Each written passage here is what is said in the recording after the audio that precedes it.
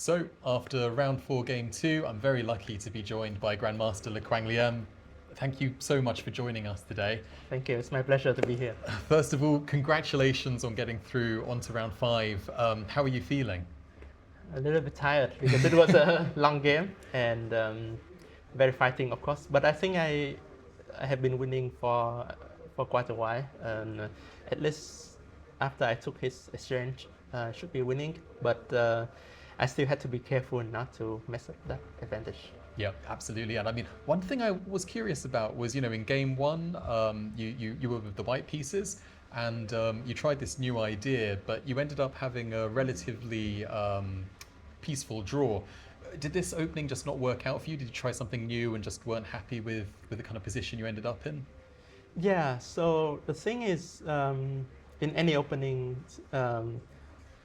there are solid lines and more fighting lines, right? So even if I play for something more fighting, my opponents always have options to kind of steer the game into something drawish.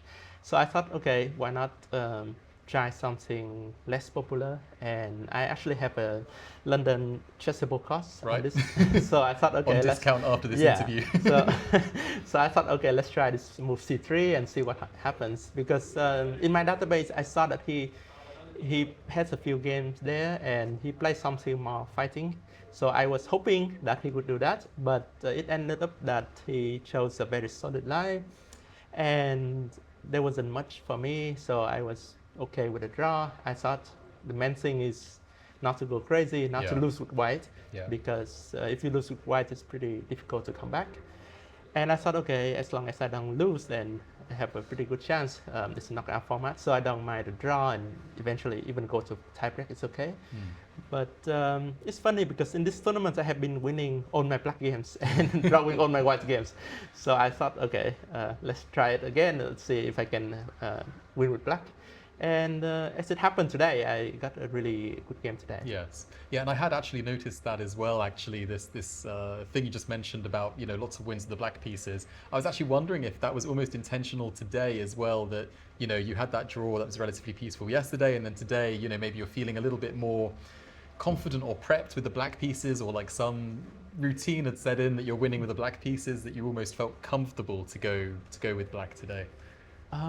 So in general, I'm comfortable just playing the game, and if I have the chance, I push. If not, okay, I will take the draw. I think usually people tend to want to play more with white, and that also gives me chances, because if, let's say, yesterday he wanted to play, then we would maybe get a more exciting game. But he wanted to be solid with black, of course, that's the logical choice. So I didn't get much chances. And today with white, if he wanted to make a draw right away from the opening, maybe we would have to play tiebreak tomorrow.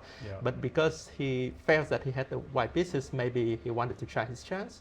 And that gave me an interesting game. And I thought that's what happened in all my black games this tournament, because my opponents, they wanted to play, and that gave me some chances as well. And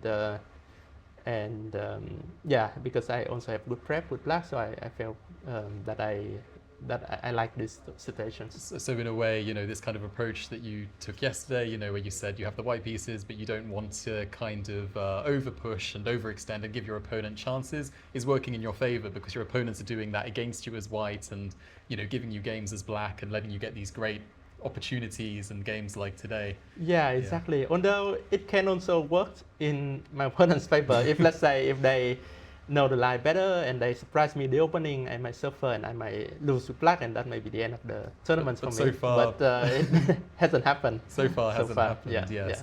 And we asked you in an earlier interview about the possibility of facing Awanda Liang. I know Awanda has tie breaks tomorrow, but you're theoretically one step closer to meeting each other. You'll face Donchenko after this, but then after that, you would potentially meet Liang if everything goes well in his section as well.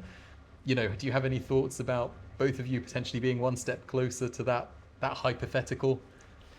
Yeah, so Awanda is my current student at Webster University, and we have been working together since August.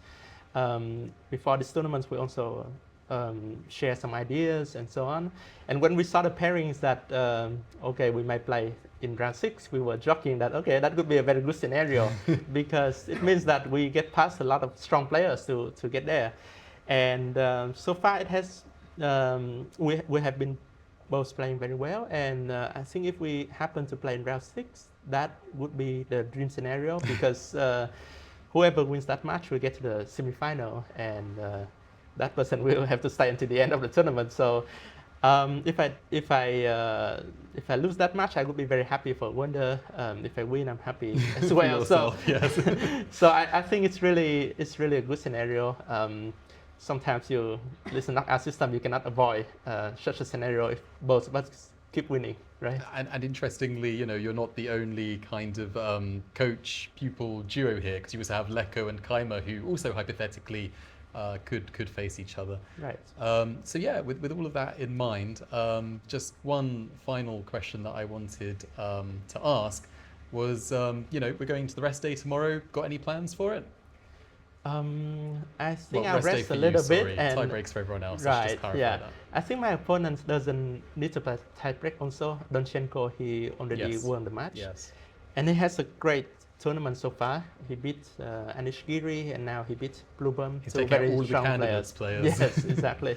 So definitely he's a very strong player. I think I played him a couple of times before, but I'm not very familiar with his style. So I have to check his games and then come up with some plans. So I'm really happy that I got a rest day tomorrow to figure that out.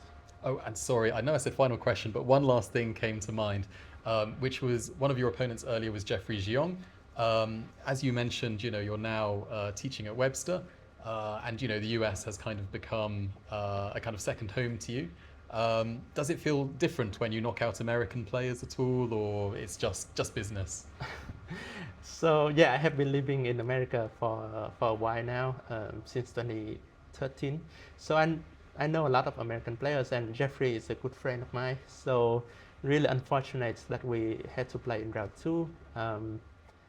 But yeah, I mean, I approach the game as any other game, and it's just a game of chess, and we have to try to win. That's the nature of competition.